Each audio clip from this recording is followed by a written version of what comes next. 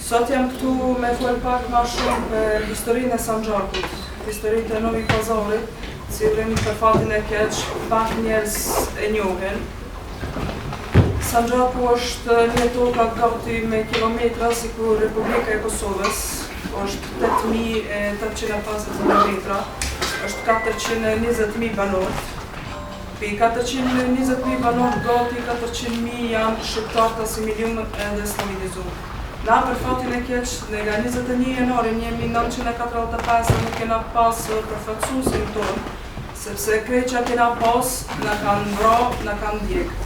I fundi ka qenë heroj jonë, heroj më i madh i kombit shqiptar në Sanxhak, ka qenë Blita bashkë me Ahmet Docin, cilin e kanë pushtetu partizantë e ish Jugosllavisë, bashkë me 16.000 shqiptarë të tjerë në rajoni e Novi Pazarit, ku janë pushtetu Haxhet. Për fatin e keq edhe pa interesimin e dy shtetave tona, Eshnat e 16.000 shqiptarë janë baros në vendin ku është sot spitali i Novi Pazarit, që janë ndërtu me lejen e shtetit të Serbisë. Çdo njeri cili e ka vendosur këtë rrugën, ka qenë i burgosur, ka qenë i vranë. Njëri për tynë është Faruk Camaj, djali i ri 20 vjeçar, cili e ka nisur 1992 e njëjtë rrugtimin cilin edhe jam sot këtu.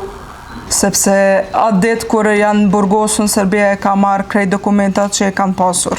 Une për fatin e mirë edhe që e ka përmisu pak koha, ashtu edhe të Kosovës, edhe nuk jam sigurt nëse do të jem gjallë edhe në 2-3 vjetë, për shkak e kërcënimet e mëdhajat, që kanë ndodhur para 4-5 muajve që e kanë gjujtur me armën nga të shtëpisë tona në Mitrovic, ku jam e martume. Shpresoj që Republika e Kosovës dhe Shqipnia punon ma shumë për shqiptarët e Sanxhakut, po jo veç politikantë që kena në Shqipërinë të Kosovë, po edhe politikantët tonë që kena në luginën e Preshevës, zonja Ardita Sinani dhe zotri Shajb Kamberi.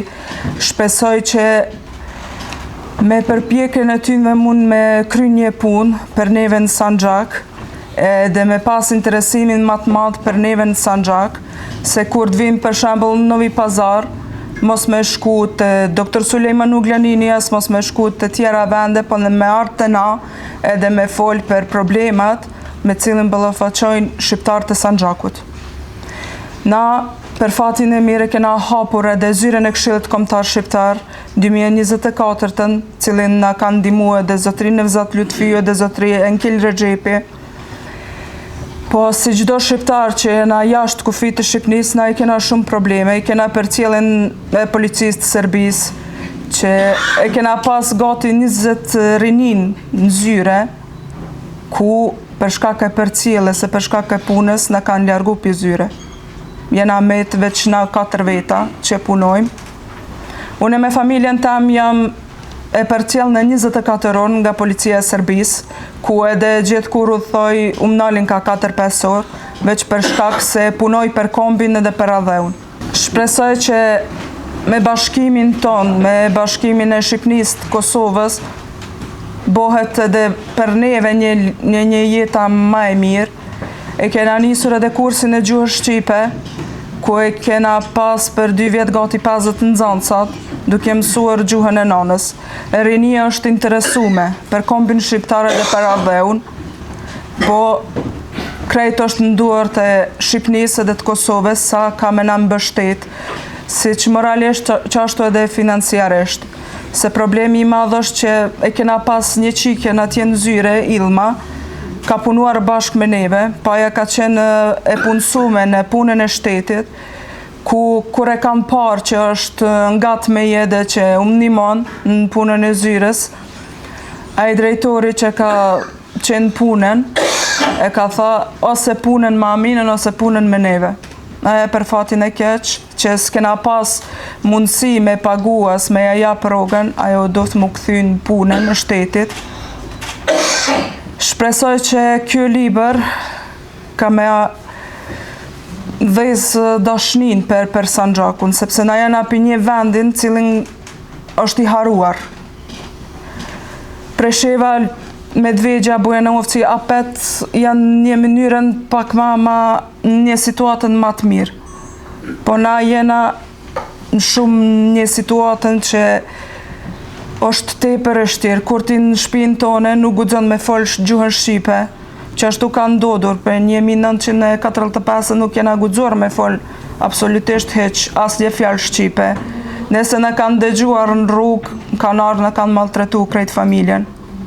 Njoni për tyve është edhe stërgjushi jem, cili ne kanë kall, e kanë djeg me qiken edhe me gruën e vetë në shtëpi, veç se ka qenë duke folur në shtëpi gjuhën shqipe.